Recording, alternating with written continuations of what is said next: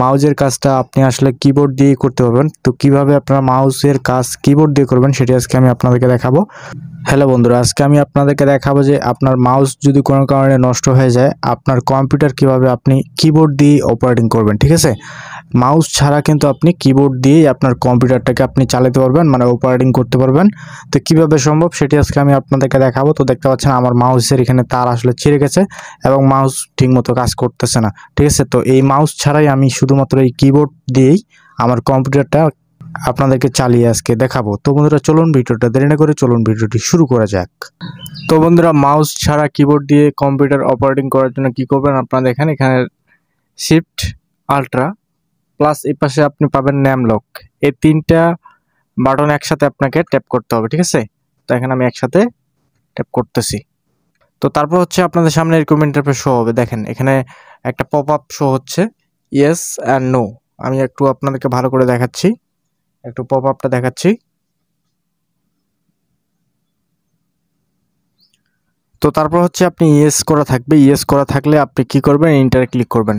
So ইন্টারে click করলে দেখতে পাচ্ছেন এইখানে একটা আইকন চলে আসছে। তো এখন কথা হচ্ছে আমরা মাউস ছাড়াই কিন্তু এই যে মাউসটা ছাড়াই, এই যে মাউস দেখেন, মাউস ছাড়াই আমরা কিন্তু আসলে কিবোর্ড দিয়েই আমার কম্পিউটারটা অপারেটিং করব। কিভাবে সম্ভব, 8 6 2 এই কয়েকটা বাটন দিয়ে আমাদেরকে আসলে অপারেটিং করতে হবে। মানে মাউসের কাজটা আমরা 4 8 6 2 এই কয়েকটা বাটন দিয়েই করতে পারবো। এবং এখানে 5 হচ্ছে আপনার ওকে। ঠিক আছে, 5 মানে হচ্ছে আপনার ওকে। তো দেখেন আমি 4 যদি ট্যাপ করি তাহলে মাউসের আইকনটা দেখেন, আমি একটু আপনাদেরকে দেখাচ্ছি। এই যে 4 আমি ট্যাপ করে ধরে আছি, দেখেন অনলি 4 ট্যাপ করে ধরে আছি, মাউসের আইকনটা কিন্তু দেখেন। এখন আমি নিচে নামানোর জন্য 1 ট্যাপ করে ধরে আছি, দেখেন 1। ওকে, সো দেখেন আইকনটা একটু লক্ষ্য করবেন যে আসলে সরাসরি করতেছি না। তো দেখেন আমি এখানে এখন 6 ট্যাপ করে ধরে আছি এবং দেখেন এটা কিন্তু ডান দিকে সোয়াইপ হচ্ছে। 4 ট্যাপ করলে এটা কিন্তু বাম দিকে সোয়াইপ হবে। 8 যদি আমরা ট্যাপ করি তাহলে উপর দিকে সোয়াইপ হবে মাউসের আইকনটা আপনারা দেখেন। তারপর হচ্ছে আপনি দেখেন 2 প্রেস করে ধরে রাখলে দেখবেন যে 2 যদি আমি প্রেস করে ধরে রাখি আইকনটা কিন্তু নিচের দিকে সোয়াইপ হচ্ছে। তো এইভাবে আমি আসলে মাউসের কাজটা কিবোর্ড দিয়ে করতে পারবো। তো আমি একটা ব্রাউজার ওপেন করে আপনাদেরকে একটু দেখাচ্ছি। তো আমি কোনাকুনি যাচ্ছি, কোনাকুনি যাওয়ার জন্য 7 ট্যাপ করে ধরে আসি এবং আমরা এখানে গুগল ক্রোম ব্রাউজারটি ওপেন করব। ওকে, সো দেখেন আমি নিচের দিকে চলে আসব, 2 প্রেস করে নিচের দিকে চলে আসব।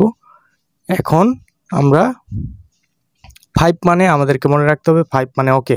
সো আমরা 5 ট্যাপ করব, 2বার 5 ট্যাপ করব, তাহলে কিন্তু আমাদের ক্রোম ব্রাউজারটি ওপেন হয়ে যাবে। ঠিক আছে, তো দেখেন এভাবে আপনি খুব সহজে আসলে মাউস ছাড়াই কিবোর্ড দিয়ে আপনার কম্পিউটারটাকে অপারেটিং করতে পারবেন ইমার্জেন্সি কাজের ক্ষেত্রে। সো দেখেন